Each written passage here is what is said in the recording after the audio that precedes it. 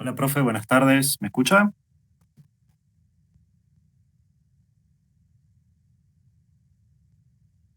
Nosotros te oímos. Ah, bien, ok, ok. Bueno, me Hola, parece que... ¿Profe? ¿Cómo? ¿sí? ¿Estás? Sí, ¿qué tal? Ah, listo, no, Eh, que tengo dos muteos, uno en la pantalla y otro un botoncito y me acabo de ir. sí, pasa que tengo problemas con el micrófono de la computadora, así que estoy desde el celular ahora, Claro, pero voy a presentar desde la computadora el PowerPoint. dale. Em, a ver, un segundito. Me comparto.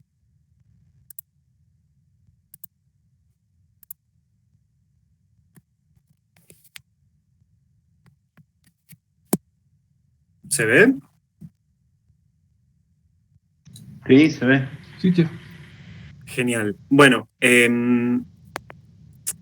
mi grupo originalmente era con Mayra Arévalo, Santiago Vera y bueno, yo, pero Mayra parece que abandonó el semestre y Santiago está con problemas de internet, así que no va a participar de la exposición, por lo que voy a tener que darla yo.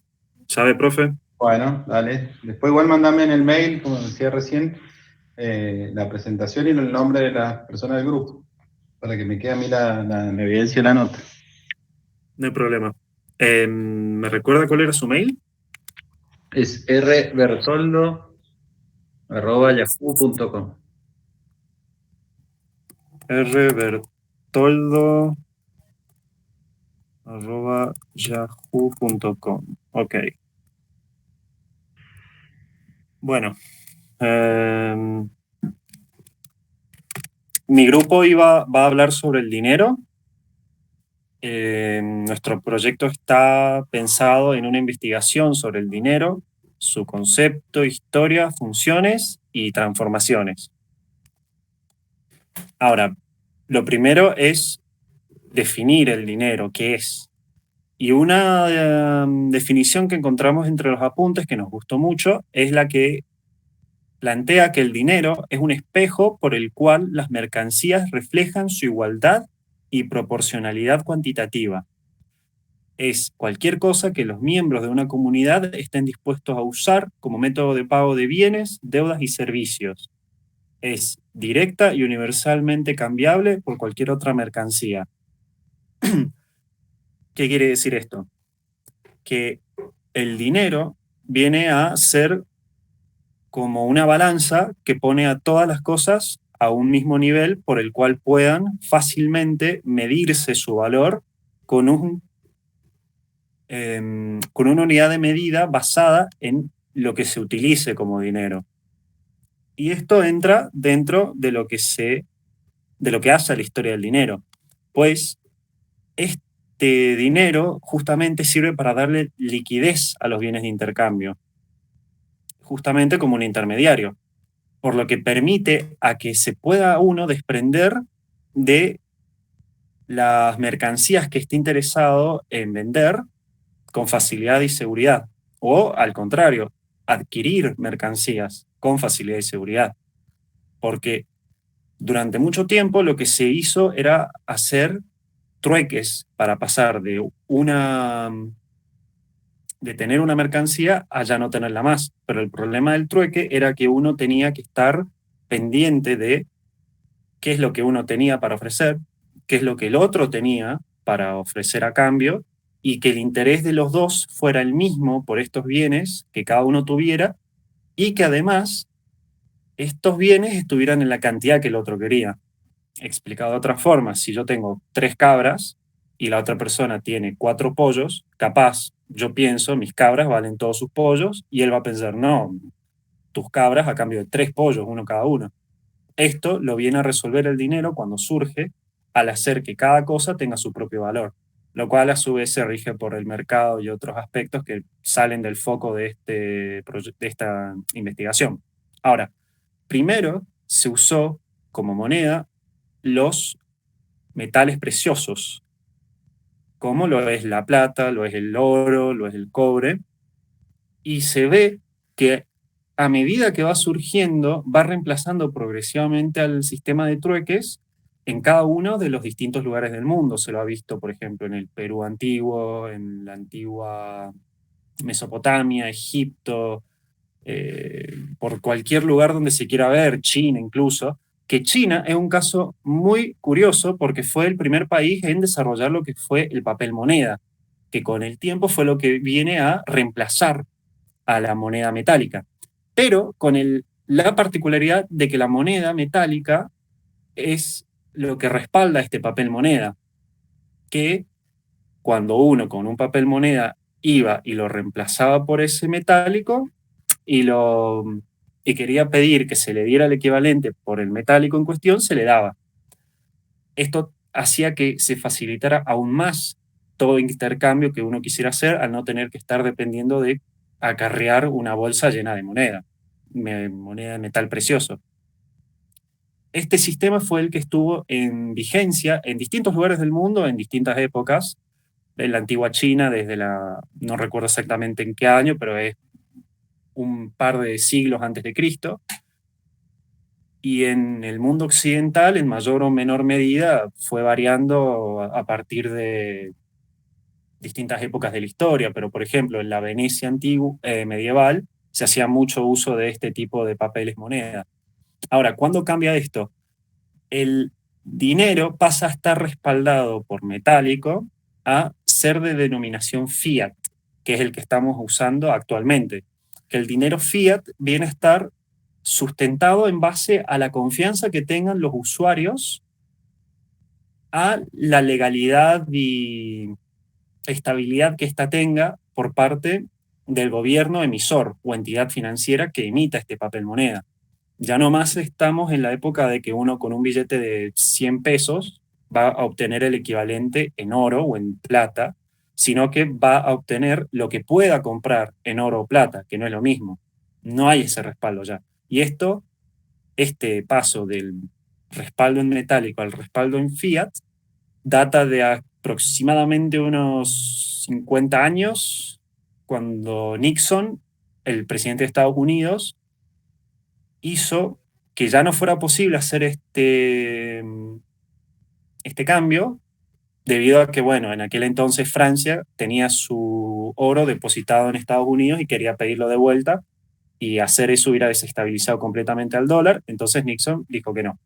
Es a grandes rasgos la historia de cómo el dinero ha cambiado en su concepto y uso a través de la historia hasta aproximadamente el día de hoy. Ahora, ¿cuál es otra particularidad que tiene actualmente? Que la mayor parte del dinero existe de forma exclusivamente digital. Hoy por hoy, con tarjetas de débito, de crédito, Mercado Pago, por ejemplo, uno ya ni siquiera tiene que estar tocando el dinero, lo tiene en su cuenta, y a través de transferencias digitales podemos hacer que el dinero en mi cuenta pase al dinero a la cuenta de otra persona sin siquiera tocarlo, ni el papel, ni el metal, ni nada. Es así de simple. Y puede entonces superar inclusive fronteras, ir de una punta del globo a la otra con la facilidad de un clic o dos. Bueno, ahora vamos a hablar de las funciones que ocupa el dinero. Ocupa una función de medida de valor como medio de circulación, medio de acumulación, atesoramiento, medio de pago y como el dinero mundial. Ahora, cada una de estas funciones son claves para hacer al dinero lo que es.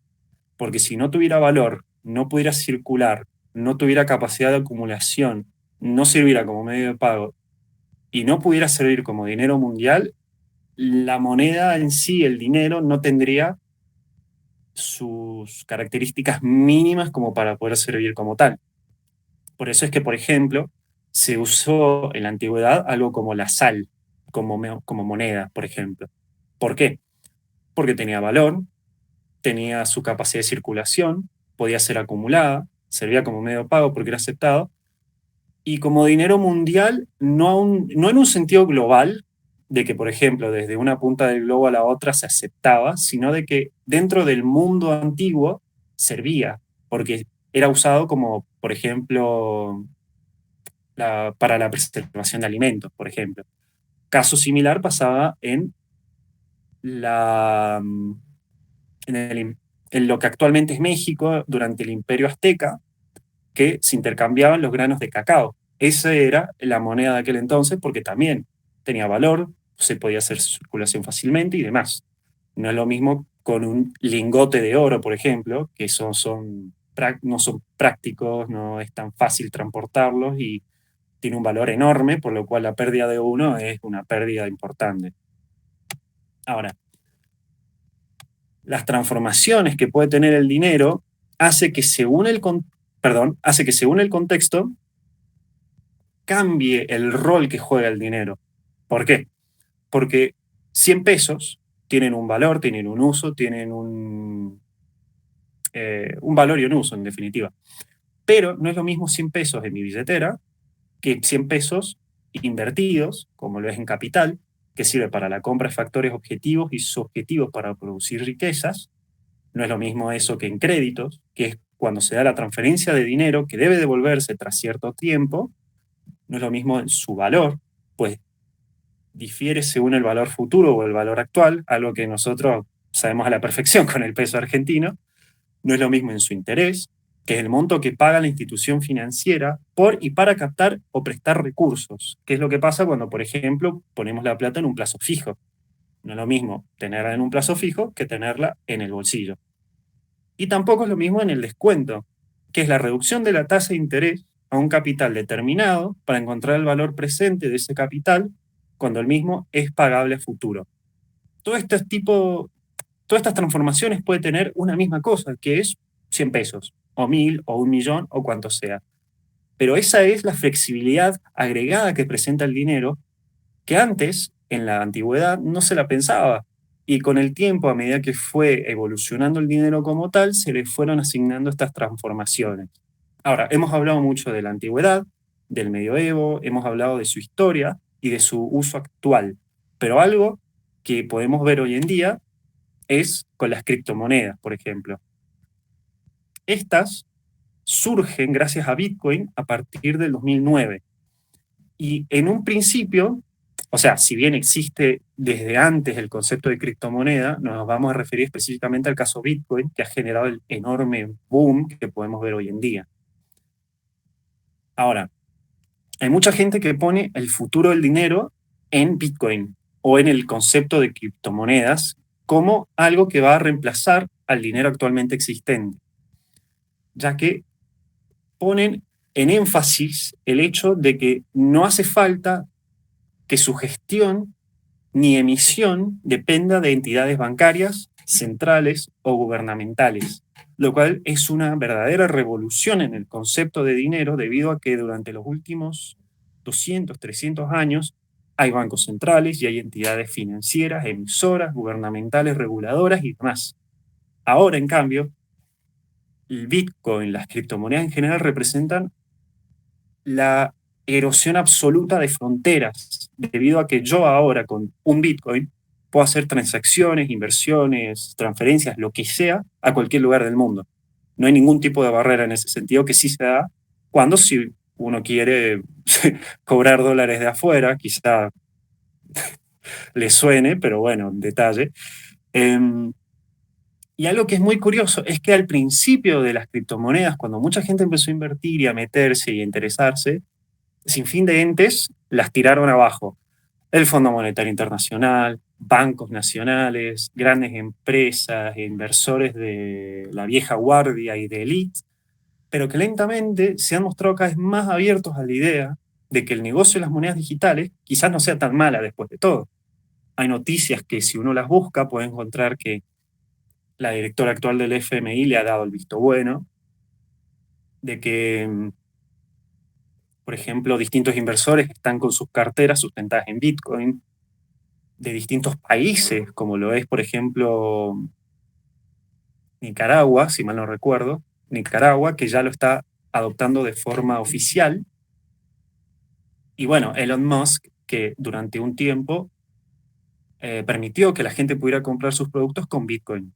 Entonces eso hace que la idea de la adopción de Bitcoin no sea vista como algo completamente absurdo.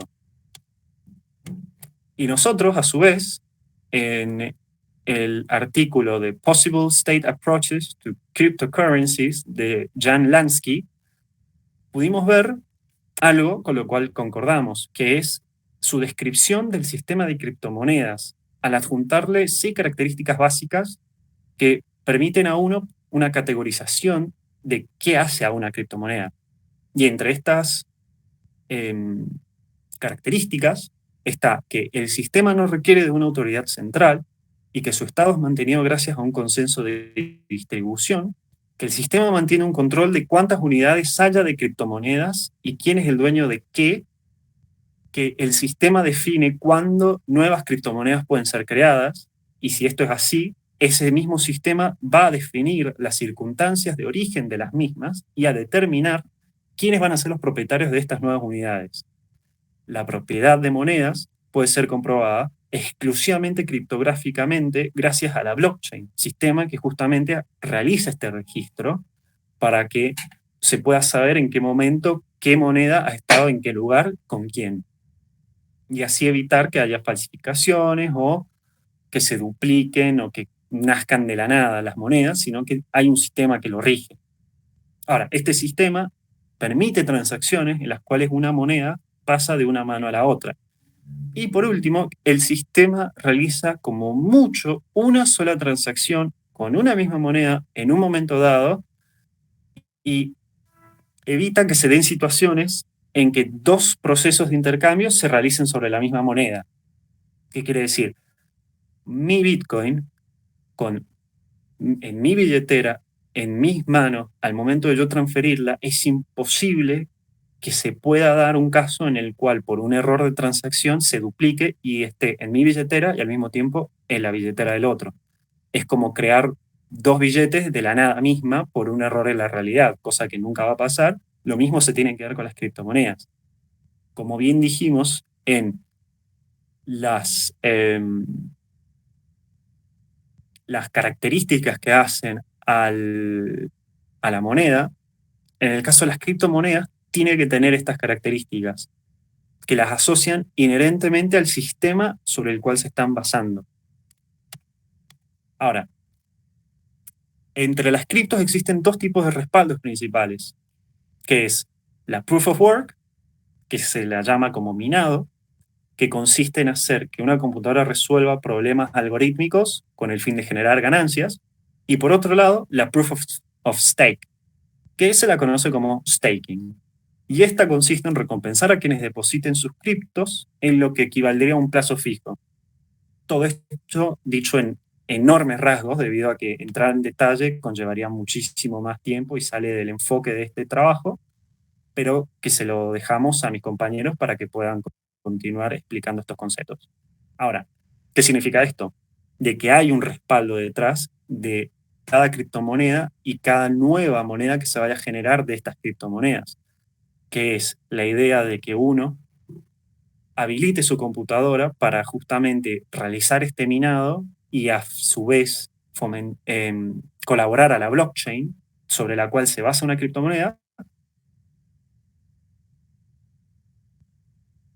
dejar la criptomoneda en un lugar para que ésta genere un interés, que eso crea nuevas criptomonedas y apoya a la misma blockchain. Que lo que curiosamente siempre se le ha, bueno, no siempre se le ha criticado a Bitcoin, pero que últimamente se ha mencionado mucho, es el consumo energético que genera el minado. Porque el minado, al depender de tantas computadoras todo el tiempo, hace que se haga un enorme consumo de energía. Hubo hace un par de meses un titular que comparaba el uso energético de Bitcoin al del país entero de Irlanda, y uso energético que a su vez supera al de la Argentina misma. Pero este no es el caso con todas las criptomonedas, sino específicamente Bitcoin, o bueno, si se incluyese el uso energético de todas las computadoras, ahí quizás ya sea una cifra incluso más grande. No tengo ese número actualmente en la cabeza, pero a lo que quiero llegar es a que, por un lado, está un uso energético importante, y por el otro lado está un uso energético sumamente reducido, que es el caso del staking, debido a que no hace falta tantas computadoras prestadas a un único uso como es el minado.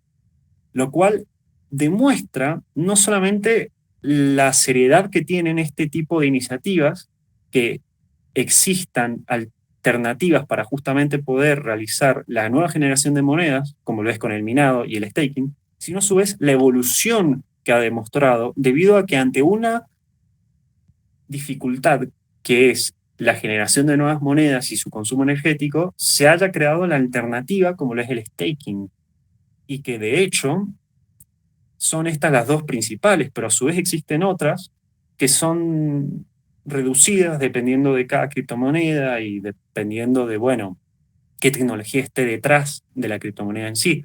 Un ejemplo fue Chia, la cual estaba basada en el uso de discos duros para la generación de nuevas criptos de tipo Chia, y que durante un tiempo generó un pequeño boom, el cual no sé en qué estado está en este momento, pero lo mencionó como una alternativa más allá del minado o el mismo staking, para justamente ejemplificar de qué forma puede evolucionar incluso este mismo sistema o este mismo paradigma de minado o staking.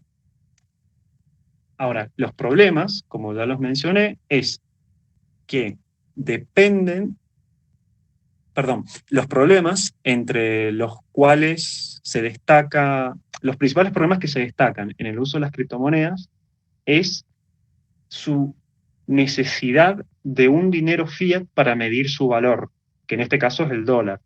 Uno puede medir otras criptomonedas en relación al Bitcoin, por ejemplo, pero el Bitcoin siempre se está midiendo en relación al dólar, como dinero fiat, o al euro, o el peso argentino, depende de uno lo vea.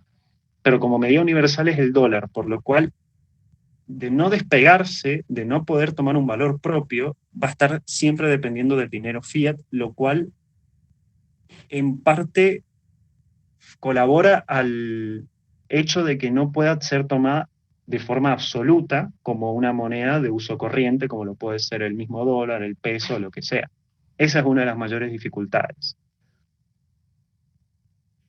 Y, como bien dije, desligarse el dinero corriente centralmente administrado por estas entidades financieras para tener esta credibilidad como moneda futuro. Entonces, como conclusión, podemos decir que durante los últimos 12 años que llevan de existencia las criptomonedas han generado una verdadera revolución en la idea de lo que hace al dinero, sea una burbuja a punto de reventar o la nueva realidad de la economía global.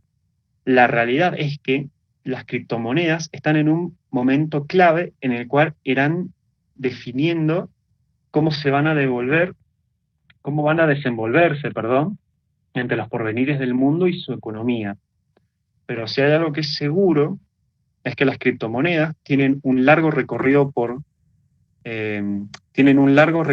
recorrer, valga la redundancia, pero que bien podrían ser el nuevo dinero del futuro.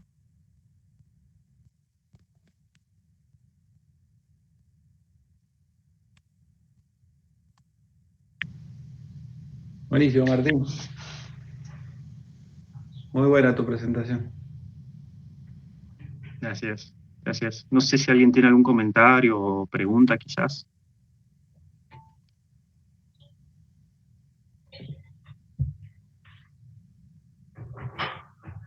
Muy bueno, muy bueno. Les hago una pregunta. No sé si se ha visto como que mi presentación se haya actualizado a medida que la iba explicando, porque veo que hay como un cierto retraso entre lo que se muestra en pantalla con lo que estoy diciendo. ¿O se pudo ver bien?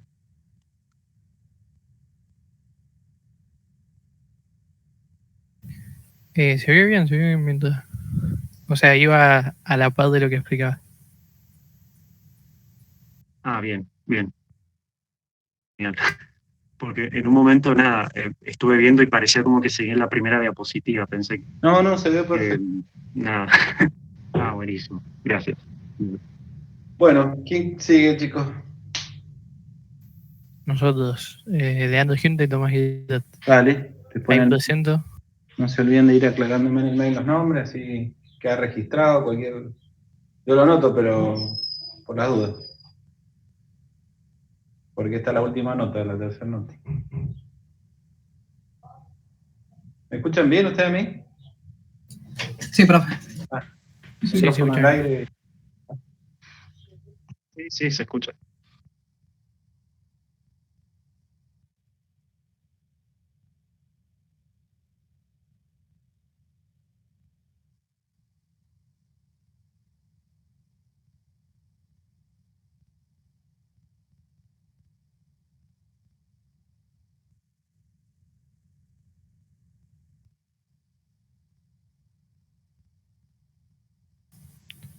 Bien, ahí se debería estar viendo.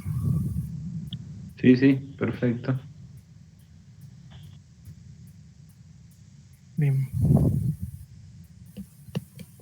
Bueno, empezaría yo. Y bueno, seguiríamos con lo que, prácticamente con lo que dejó nuestro compañero, con lo que explicó anteriormente. Bueno, vamos a hablar sobre la blockchain un poco más técnicamente. Bueno, se dice que la blockchain es una estructura de datos en la que los datos se almacenan en conjuntos y están relacionados. Por eso, digamos, es una cadena de datos. Es una red peer-to-peer, es decir, es muy similar a lo que se usa, por ejemplo, en la red de torrent, en la que no hay un servidor centralizado en el que, digamos, se descargan o se suben datos, sino que estos datos se reparten entre todos los usuarios de la red. Todos los nodos, digamos, tienen con el mismo nivel de importancia. Bueno, y las redes de blockchain se clasifican según su acceso a datos y según sus permisos también. Por ejemplo, en el acceso a datos, las redes públicas son aquellas en las que no hay restricciones para leer la información que está siendo transferida, ¿no? Es como cualquiera puede entrar y ver cuáles son los datos que se están transfiriendo. En cambio, en las redes privadas, solo una lista predefinida de usuarios, digamos, de usuarios conocidos que no son anónimos, pueden interactuar, digamos, pueden ver y subir los datos. También se dividen en permisos, digamos. Las que no tienen permisos no tienen restricciones para las entidades que quieren procesar y crear los bloques de información. En cambio, las que sí lo tienen, las transacciones son procesadas por una lista conocida de usuarios también, digamos. Vamos con la próxima.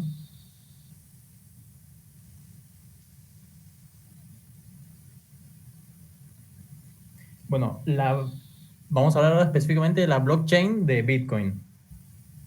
Bueno, fue publicada, digamos, y lanzada por Satoshi Nakamoto. En realidad, Satoshi Nakamoto es como un alias de alguien que todavía no se conoce su identidad real. Y publicó un paper en la que propuso esta teoría de una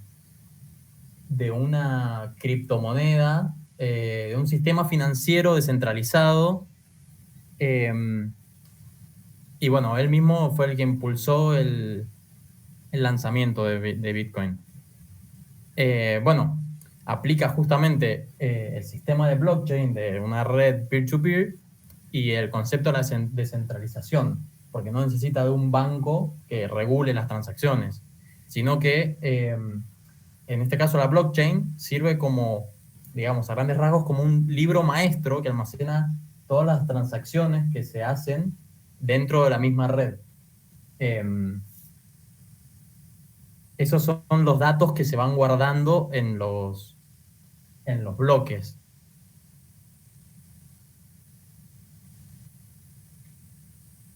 Bueno, dentro de esta red, específicamente la de Bitcoin, es posible trazar todos los movimientos en la red y la información es pública. cualquiera puede entrar y ver cuáles son las transacciones que se realizan, de qué monto y de qué wallet a qué otra. Las wallets son estas como billeteras virtuales que se utilizan para el comercio y brinda un alto nivel de privacidad, podríamos decir, porque es casi imposible como relacionar una wallet, una billetera virtual, con su propietario en el mundo real, digamos. Incluso podría ser una wallet, podría estar manejada por un bot, por ejemplo.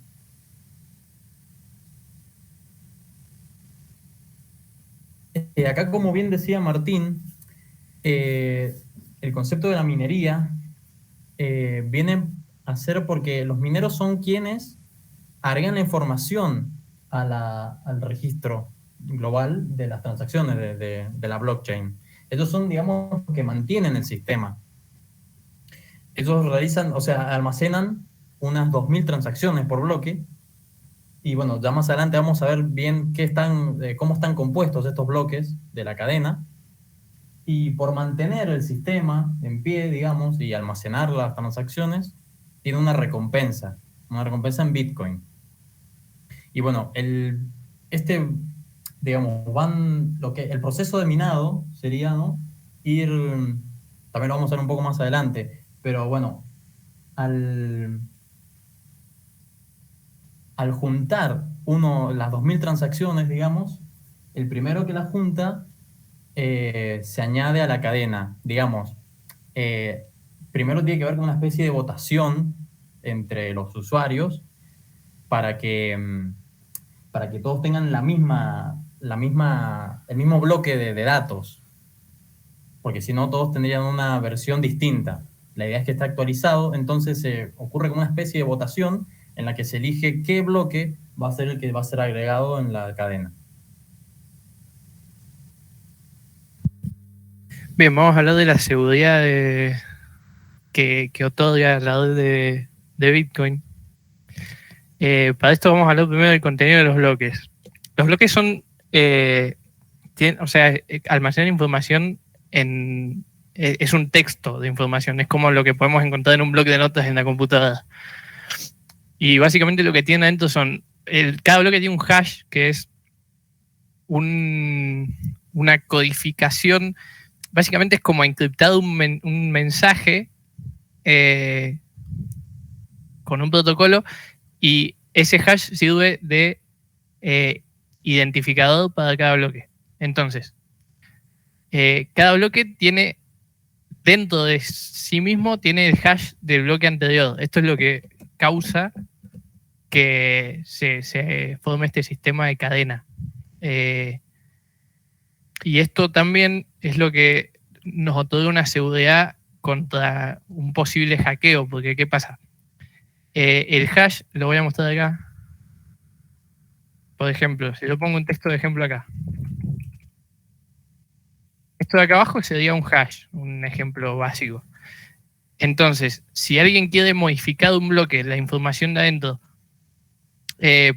para su conveniencia, si ustedes se fijan, yo cada vez que cambio un carácter, el hash cambia completamente.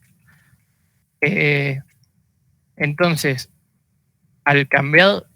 volvemos acá, al cambiar la información, por ejemplo, de un bloque en el medio de una cadena, se invalidarían todos los bloques del resto. Y la única manera de hacer valer nuestro bloque modificado como válido sería crear todos los bloques siguientes juntos al mismo que hacemos. Y eso debería ser a una velocidad más rápida de la que se van creando nuevos bloques. Entonces es prácticamente imposible.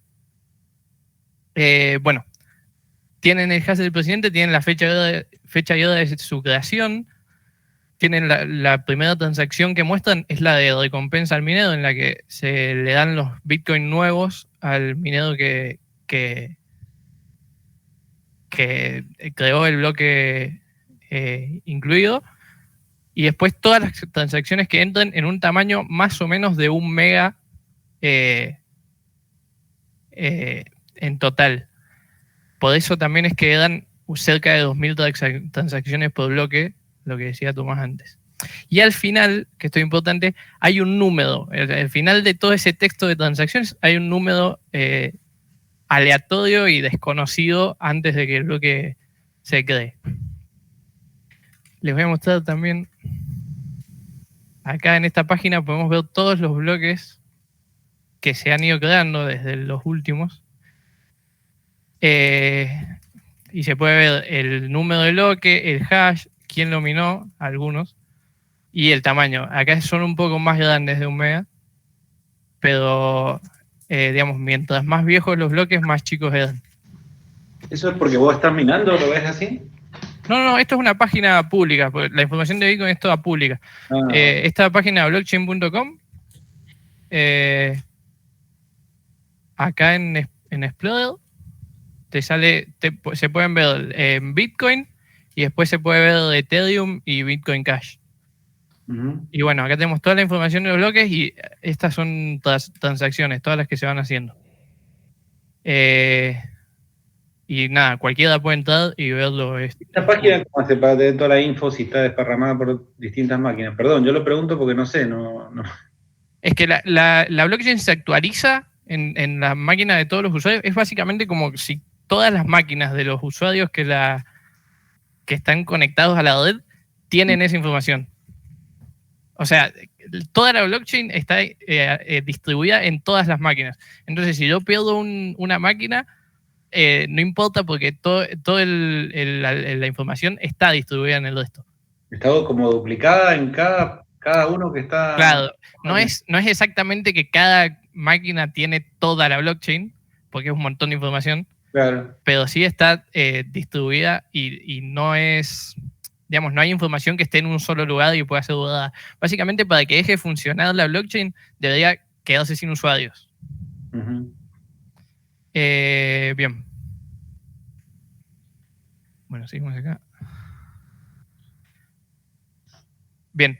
Hay un problema que nace en el momento en el que, como Tomás dijo recién, cada vez que creamos un bloque, se elige como democráticamente y por mayoría o sea, yo propongo un bloque como minero y ese bloque tiene que ser admitido por la mayoría del resto de mineros.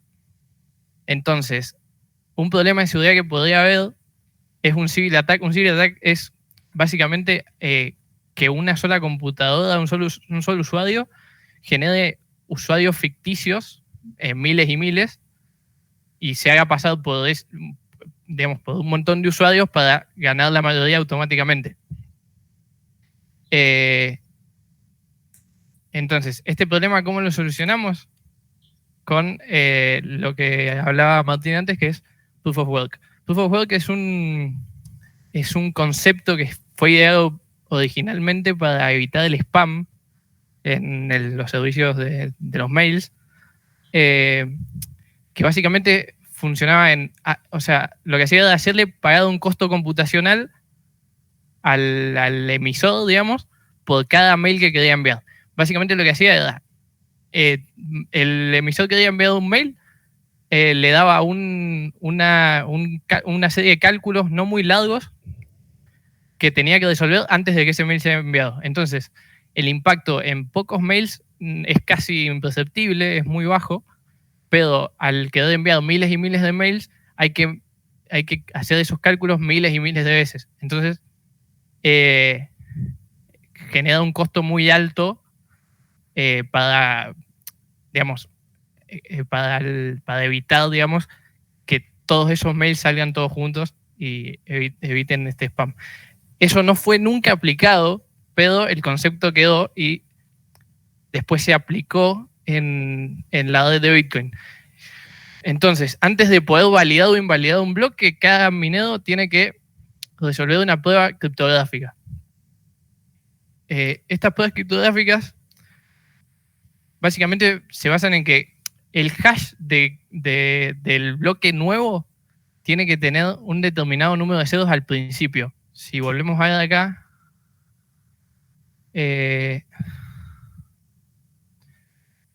acá, por ejemplo, se ve que tienen un montón de ceros antes. Entonces, los mineros lo que hacen es almacenar todas las transacciones que llegan, forman el bloque y después, con este número misterioso, digamos, que había al final del que hablé antes, tienen que ir probando al azar números, un montón de números, hasta que consiguen que el hash tenga esa cantidad de ceros determinada por el sistema en el principio. La única manera de resolverlo es probar números, digamos, tanteando hasta que encontrás uno que es válido. La dificultad, o sea, la cantidad de ceros que se pide por cada bloque nuevo, se ajusta cada 2016 bloques creados. Por lo general se forma un bloque cada 10 minutos más o menos, es una de las reglas, y si el sistema ve que se están creando bloques muy rápido, agrega ceros, y si se están creando muy lentos, los disminuye. Ok. Bueno, y vamos a hablar un poco de la red de Ethereum, muy poco, es un par de menciones. La red de Ethereum fue creada por Vitalik Buterin, que es un programador que era muy activo en la comunidad de Bitcoin. De hecho, era cofundador de una revista sobre el tema y todo, que él propuso desarrollar un lenguaje de scripting para crear aplicaciones descentralizadas dentro de la blockchain de Bitcoin. Al no tuvo el apoyo del resto de la comunidad, entonces él lo que hizo fue crear un sistema nuevo basado en la blockchain de Bitcoin, pero que agregaba la función de los contratos inteligentes. Los contratos inteligentes, vamos a pasar, son programas almacenados en la blockchain de Ethereum, almacenados y ejecutados, y lo que hacen es básicamente ejecutan una acción si se cumplen determinadas funciones previas. Digamos, un uso que se le puede dar a esto es, por ejemplo, el alquiler, por ejemplo, en el alquiler de un auto, si sos turista en algún país, por ejemplo, se puede poner como condición que te devuelvan el auto para que se le devuelva, por ejemplo, una garantía al cliente que nos había dejado por si no lo devolvía. Entonces, una vez que se cumple esa condición, el sistema solo automáticamente ejecuta la transacción al cliente. Los mineros en Ethereum son, codifican estos contratos. Bueno, y otra cosa que permite Ethereum en base a los smart contracts son las dApps, que son aplicaciones descentralizadas. Básicamente son aplicaciones que tienen su backend almacenado en la blockchain y el frontend está en las terminales. Y ofrecen alta privacidad, transparencia y libertad. ¿Por qué? Porque, por ejemplo, en una red social que sea descentralizada, los datos no pasarían nunca por un servidor central, como puede ser, por ejemplo, WhatsApp, que todo lo que se usa en WhatsApp, todos los mensajes pasan primero por sus servidores. Te dicen que está encriptado, todo lo que quieras, pero la información pasa por ahí. En este caso, no, sería siempre de terminal a terminal. Bueno, y creo que acá termina. Y además de que son más fiables las aplicaciones, porque hace poco se cayeron los servidores de Facebook y se cayó junto con Facebook WhatsApp, Instagram. Y eso es, digamos, una de las desventajas de tener un sistema centralizado en servidores puntuales, digamos. En cambio, si hubiese una red social basada en una red peer-to-peer, en una blockchain, nunca se caería, digamos. Mientras tenga usuarios la red, seguiría en funcionamiento, digamos. Exacto, pueden caerse nodos y eso no evita que la funcionalidad de la red siga activa.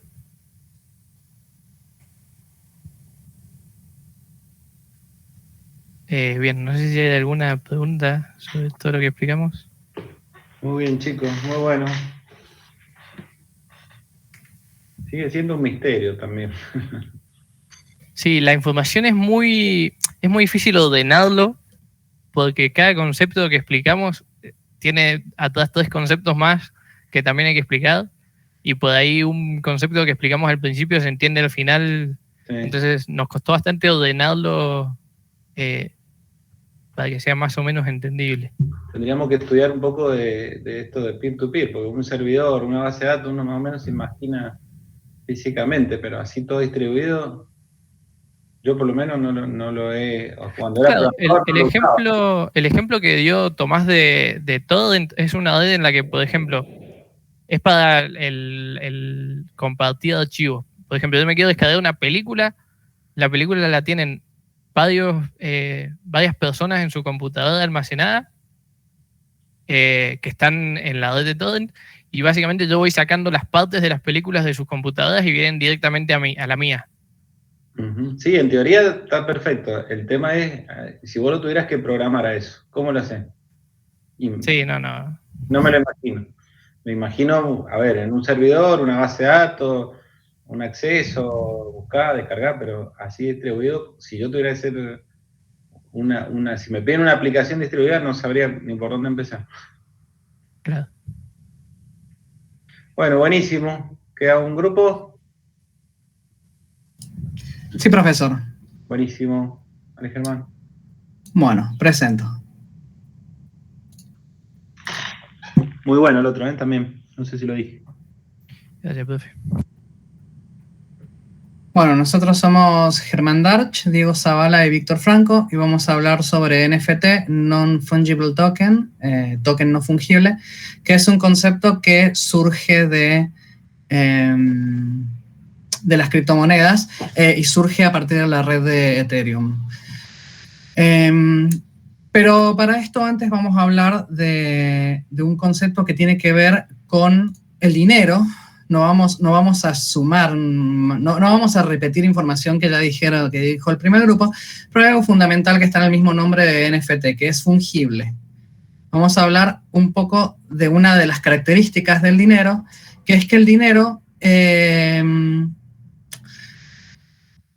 como medio de cambio, se presenta como, ya lo dijeron los chicos, como medio de cambio de validez universal a la hora de determinar el precio o, digamos, la equivalencia entre distintos bienes o servicios y siendo el dinero independiente de la naturaleza cualitativa de estos bienes o servicios. Ahora, ¿de dónde viene la validez del dinero? El dinero no es valor, el dinero no tiene valor en sí mismo, sino que representa el valor de los bienes a los cuales le pone, o de los cuales fundamenta su precio en los mercados. Y hay dos fuentes fundamentales, hay varias fuentes, pero hay dos que nos interesan para poder avanzar después sobre lo que es lo fungible, que es la fe, digamos, la convención de una comunidad determinada de cuánto vale el dinero, que no existe una forma, digamos, una máquina capaz de medir la fe, pero sí se puede medir la fe a través de los movimientos de los mercados y del flujo de oferta y demanda en los mercados de divisas. De esa manera es como se puede determinar, por ejemplo, la devaluación del peso. Se devalúa el peso porque su oferta aumenta la oferta o la demanda de su contraparte, que sería el dólar, y se puede percibir que hay una depreciación y de ahí podemos hablar que hay una pérdida de fe en el peso, por ejemplo, utilizando un concepto o un ejemplo con el que todos somos familiares. De la mano de eso viene entonces el carácter de abstracción de valor que tiene el dinero. El valor que se le da al dinero representa el valor de cambio de los bienes, los bienes que se intercambian en los mercados a través de él. Acá tenemos esta cita de Yuval Noah Harari, que él dice que el valor del oro y de la plata es puramente cultural. Nosotros asignamos el valor del oro, del papel moneda y de las criptomonedas incluso, porque hay una cierta convención social al respecto que se mide en este caso en los movimientos de flujo de los mercados cambiarios.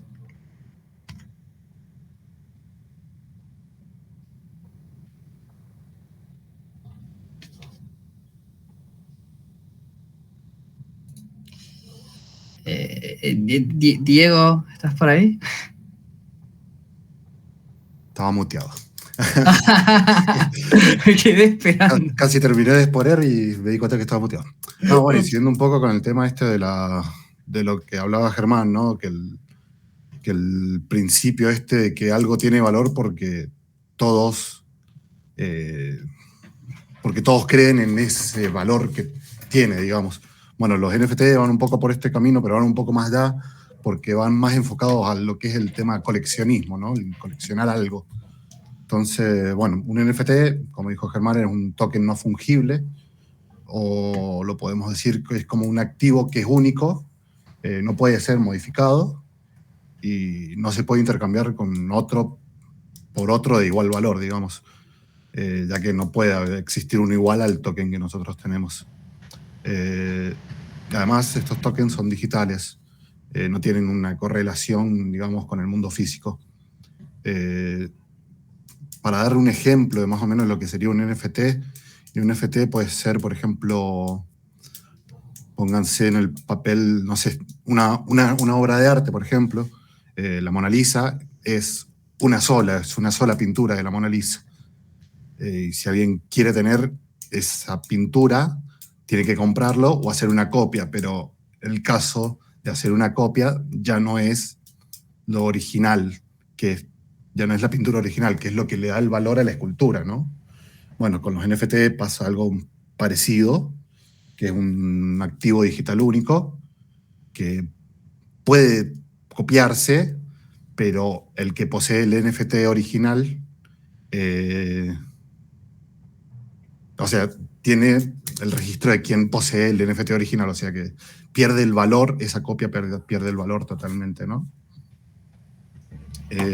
Bueno, como bien decían los chicos, tanto Martín y la exposición anterior, la propiedad es que los NFT se basan en la blockchain, que como lo dijeron es una base de datos distribuida y segura, porque viene cifrada con hash, y que se puede aplicar a un montón de transacciones que no necesariamente tienen que ser económicas.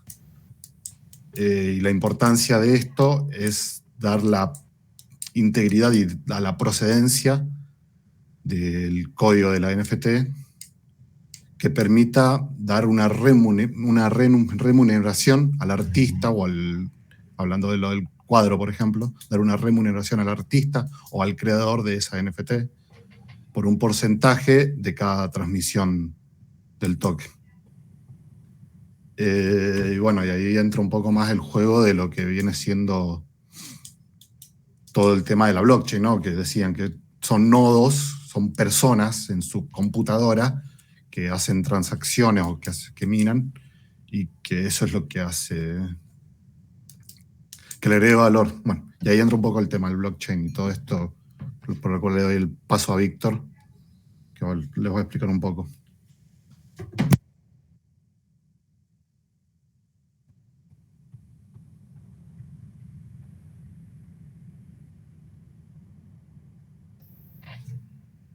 No estás muteado también vos, Víctor, ¿no? Buenas, ahí se escucha, sí. Y bueno, como dice la diapositiva, nosotros, esta NFT justamente afecta lo que son las obras de arte, diamantes, propiedades, reservas de oro y demás.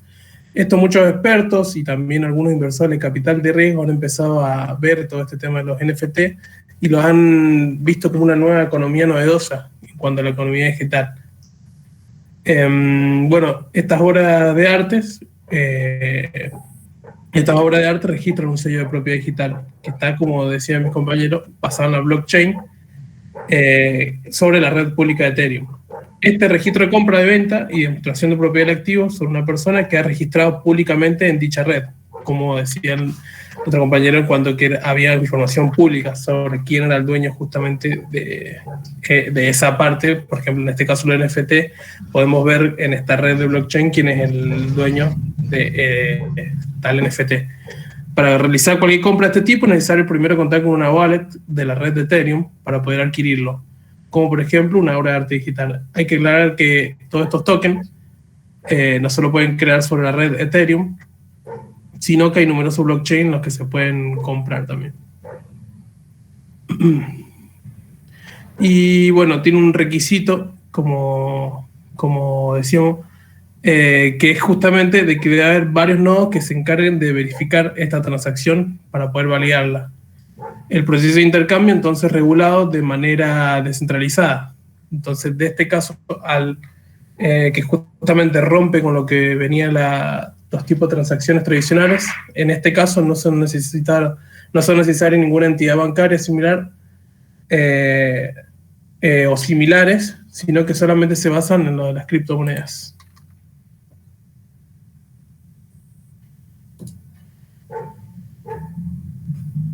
Y bueno, en cuanto, como hablaba yo justamente de las obras de arte, en este caso nosotros estamos viendo el caso como uno de los primeros casos que más famoso hizo fue, por ejemplo, este cuadro sobre los 5.000 días, el cual fue vendido en $69 millones. Y bueno, ahí justamente explicaba cómo es la forma de justamente adquirir uno de estos NFT.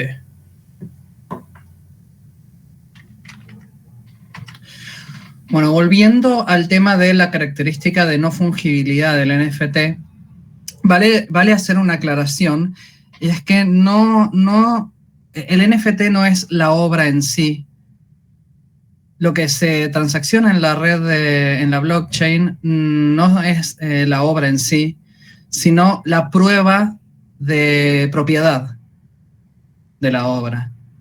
Que como se sabe es información pública que está en la red de Ethereum y a la que se puede acceder de manera descentralizada, y cualquiera puede acceder y ver todo el historial de transacciones de la blockchain, desde su creación y en todos los momentos en los que ha ido cambiando de manos.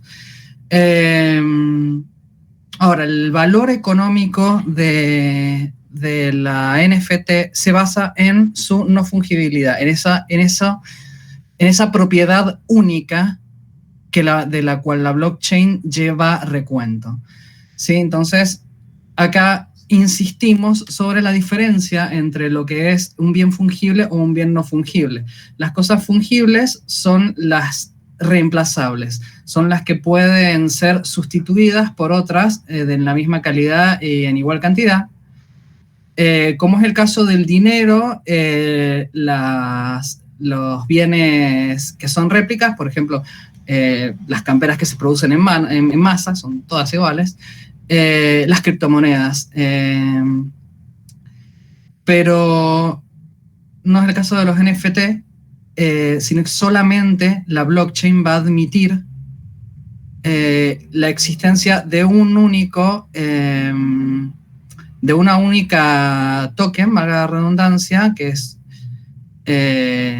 la referencia que tiene la blockchain a esa obra en existencia al mismo tiempo. Y solamente en las manos de una persona al mismo tiempo. Los NFT no se pueden intercambiar entre sí, tienen un valor en criptomonedas dentro de la blockchain en la cual operan. Por ejemplo, tienen un valor en Ethereum justamente porque al ser no fungibles son únicas e irrepetibles.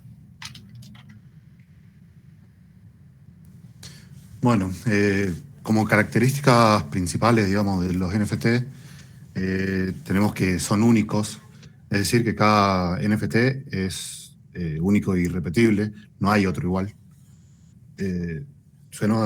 No suena muy convincente teniendo en cuenta que cualquiera puede realizar una captura de pantalla, por ejemplo, o descargar el contenido, pero acá, sin embargo, el comprador tiene como certificados para demostrar que es el autor de tal producto y tiene los derechos de propiedad, que es lo que se refería a Germán, ¿no? Que el valor es el saber que es el original. También son no interoperables, es decir, que no pueden utilizarse en otro contexto al de adquisición.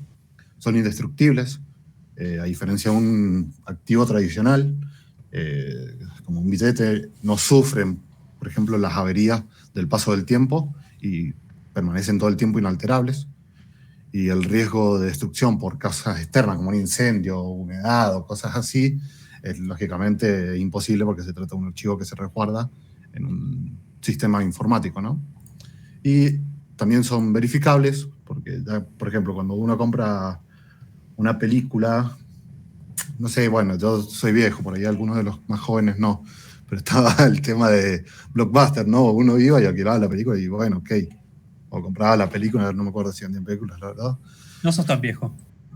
Bueno, más o menos. Compraba una película, por ejemplo,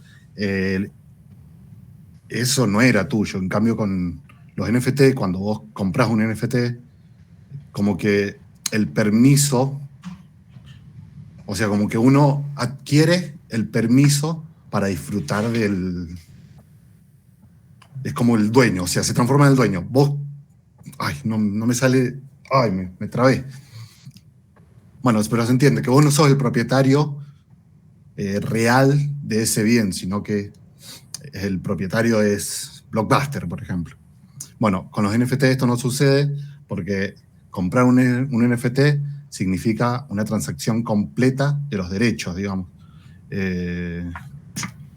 La tecnología blockchain es lo que hace es guardar un historial de las transacciones que se han hecho sobre este bien, donde se puede verificar quién lo compró, quién fue el autor original, quién lo vendió nuevamente.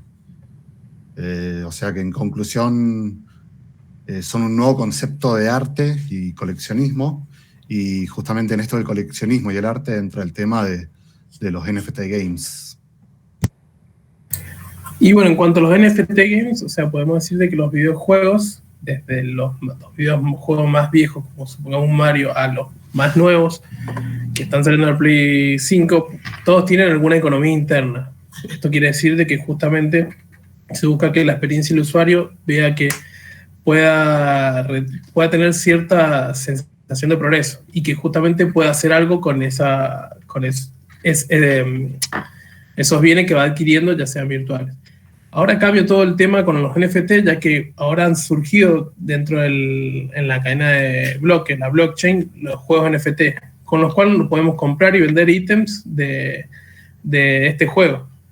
Y bueno, justamente se puede entrelazar con la economía externa del ecosistema de la blockchain. ¿Qué significa esto? Que, por ejemplo, en algún videojuego nosotros podemos quizás ganar una skin o algo y lo tenemos ahí y nada más. También en este caso, o sea, nosotros podemos tener registrado nuestro nombre, una skin, un arma, lo que sea que venga de algún videojuego, pero esta vez justamente es único y es verificable que es nuestro de cada usuario. Entonces esto le da una vuelta, le da una evolución a lo que son los videojuegos y lo que una persona puede adquirir dentro de un videojuego. Y tiene también un alto retorno de inversión, que es lo que ha traído nuevos jugadores, lo que significa que el corto plazo, lo que se coloca se puede recuperar en cuestión de semanas o días. Esto siempre va a depender de que si el juego perdura en el tiempo. Bueno, se dice que los NFT obtienen ya lo hemos dicho, obtienen su valor de el hecho de que son únicos y repetibles y de que eso se certifica en la blockchain. Y se dice también que a través de los NFT games empiezan a cobrar también, no solamente tienen valor, sino que además también tienen sentido. Hasta el momento el valor de los NFT antes de los juegos estaba principalmente evaluado en cierta especulación del valor que pudiera llegar a adquirir un NFT determinado, ya sea por el crecimiento del prestigio de su autor o por su popularización tanto en la transacción a través de mecanismos de oferta y demanda o a través de su popularización como obra, como propiedad intelectual en sí mismo. Los NFT games, además de esto, combinan economías centralizadas y descentralizadas en las cuales los jugadores pueden vender estos tokens que asimismo no solamente se puede decir que son arte, sino que los tokens en los NFT games también son los personajes, son las armaduras, por ejemplo, son todo lo que puede hacer que la experiencia de juego sea distinta para cada jugador, o incluso puede darte en videojuegos competitivos, como es el caso de Axie Infinity, que es el ejemplo y el juego más rentable actualmente, darte una ventaja competitiva a la hora de jugar. Por lo tanto, ya no solamente se trata de lo único del NFT, sino también de la ventaja que te pueda dar tener ese personaje, por ejemplo, que es claramente superior a otros personajes, y ahí su precio también mutará a la hora de meterse a competir y ganar en el juego, lo cual también genera nuevas ganancias, y ya la economía interna del juego se entrecruza con la economía externa del valor de los tokens en la blockchain. Pero asimismo, la moneda interna del juego, que también existe una, es centralizada, ya que los desarrolladores determinan la tasa de cambio y pueden modificarla a la hora de hacer los retiros de la moneda interna, que se convierte en un token en la blockchain. Otra característica de los juegos NFT es que no cuentan con protección al usuario. El juego puede cerrar sin previo aviso y fin de tu negocio.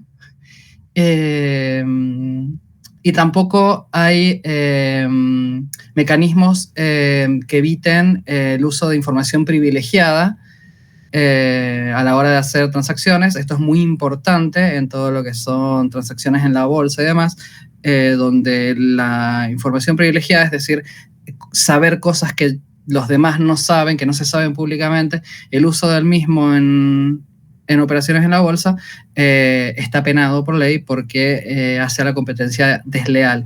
En cambio, en la economía de los NFT no existe ningún tipo de penalización, ni al ser un sistema descentralizado no hay autoridad que aplique mecanismos contra el uso de información privilegiada. Por lo tanto, si yo sé que va a haber una noticia, o incluso yo tengo el poder de generar una noticia que va a generar una pérdida de fe, una devaluación de los tokens, o como se llama, o una evaluación, una inflación de su valor, puedo operar libremente, comprar, por ejemplo, antes de que suban, para después venderlos, o hacer libremente operaciones en base a mi información, a esa información que solo yo tengo y que genera me genera una ventaja en la transacción en el mercado de valores de la blockchain. Y bueno, muchos usuarios hablan de que están hablando de que se ganan incluso $4.000 mensuales con una inversión de, supongamos, de quizá la mitad, un poquito menos, 1.800. Y incluso se calcula y se ha visto que se puede ganar más intentando con otros juegos. Esto ha hecho de que justamente de que este dinero virtual entre en la economía real. Hay gente que vive solamente de jugar estos juegos y muchos gobiernos han tenido que intervenir con impuestos y controles para poder darle un freno a esto. En estos casos se da como países como Filipinas o Venezuela, y especialmente con el juego de Axie Infinity. También han surgido otros juegos también al auge que tienen los NFT en los videojuegos, como Plant vs. Undead, algo muy parecido a lo que era el Planta vs. Zombies. Y esto también trata parecido a lo que es Axie, con personajes NFT, que esta vez son plantas que deben pelear, y entonces estas se pueden comercializar con ellas, se puede hacer crecer más plantas. Y todo esto viene a traer lo que es una nueva idea, que es lo que se llama como el stacking o farming, que en algunos casos está sustituyendo lo que es lo que siempre se conoció en las criptomonedas como la minería.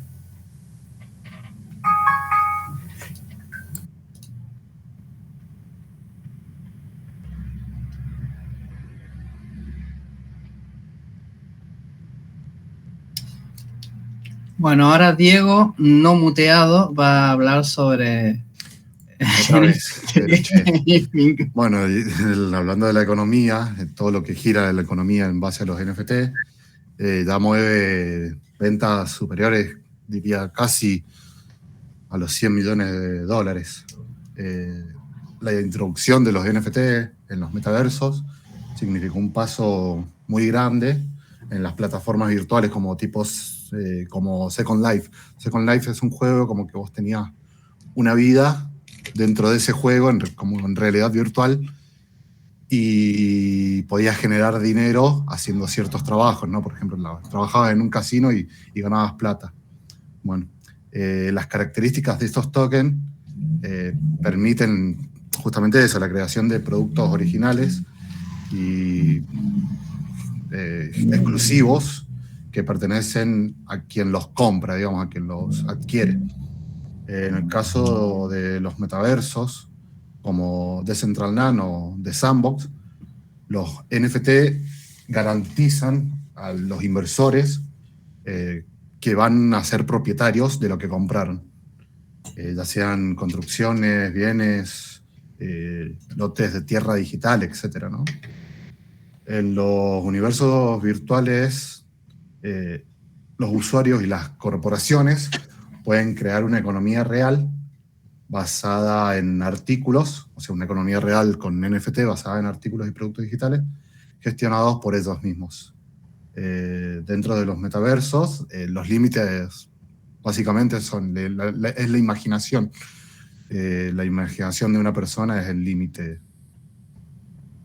para incursionar en esa economía, ¿no? En los metaversos. Y bueno, y tarde o temprano todos sabemos que van a llegar regulaciones a esto. Así que bueno, con eso creo que quedaría concluido el tema de NFT, así muy por encima. Obviamente, ¿qué es lo que pasa con lo mismo de la Bitcoin y todo esto de la blockchain? Que siempre de un concepto salen 3 o 4 más, como dijo Leandro, creo. Siempre salen 3 o 4 conceptos más por abajo, que la verdad que está muy bueno investigarlos. Tengo una pregunta para Germán. Bien, sí. ¿Viste? Hubo como un meme últimamente de que si haces clic derecho, guardar como en un NFT, te lo puedes quedar vos. Eso no devaluaría las cosas, no rompería el sistema. No. Vos lo que estás haciendo es guardarte una copia de la imagen como se puede hacer perfectamente, pero no estás, no tenés acceso, no tenés forma de quedarte con la token. No estamos hablando de la copia que vos puedas tener de un JPG. No es el JPG o el PNG la NFT, sino esa validación, el derecho que vos tenés sobre la misma, que está registrado, encriptado y protegido en la blockchain y que es de público acceso.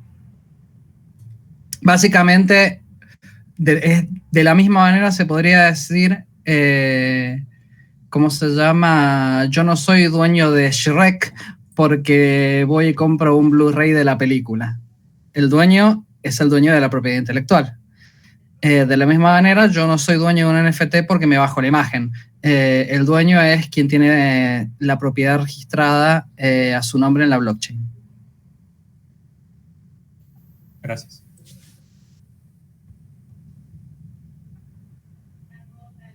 Si tienen más preguntas, adelante.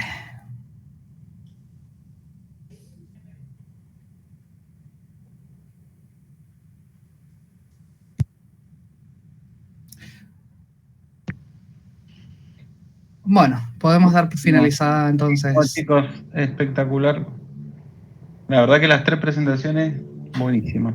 Esa era la idea de las presentaciones, que incluso esto, que se armara hasta preguntas e interés de parte de ustedes por temas que están relacionados, no están dentro de la materia y nos interesan a todos, porque realmente, bueno, es un mundo que... Esta materia por allá tendría que actualizar el programa y tener estos temas adentro. Así que bueno, si pasa eso, lo llamo para que explique el tema. Bueno, ok. Pero la verdad que es un mundo inmenso y ya no es el mañana, es el hoy, diría. Sí, no, esto no es mañana, esto ya pasó. Entonces...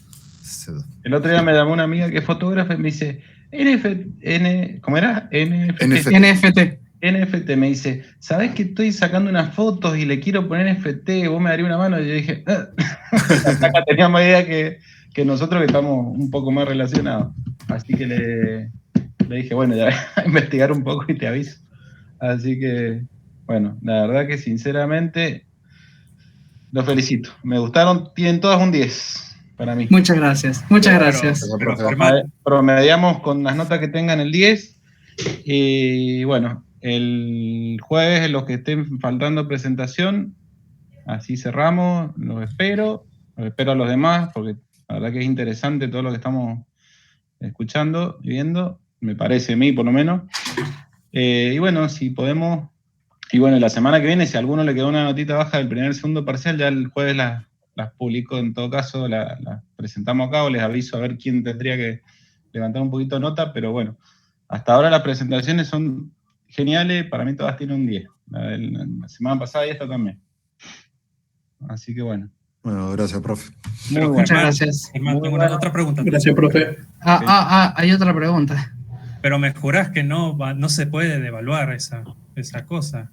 ¿Qué? No puedo jurarte que se puede o no se puede devaluar algo tan... No, digo, mientras hago clic derecho. No, por favor, no. No, porque no estás teniendo ningún tipo de incidencia sobre la blockchain, que es donde realmente están pasando las cosas. Bien, gracias. Genial. Aplauso, ¿eh? Genial. Bueno, chicos, nos vemos el jueves. Descansen, se lo merece. Ok, profe. Saludos, profe, que esté muy bien. Un saludo. Nos vemos, profe. Acuérdense el mailcito que después si en la facultad me piden justificar nota, necesito las otras. ¿Lo pasamos cada miembro o se lo pasa uno por grupo? Uno con los nombres de los 4, no hay problema. Ok. Está bien. Me voy a preparar la picada para ver el partido. Sí, señor. ¿A las 8? 8:30. 8:30. 8:30. Bueno, ya para mí, a ver a dónde me voy. Listo. Abrazo, profe. Nos vemos. Adiós, nos vemos.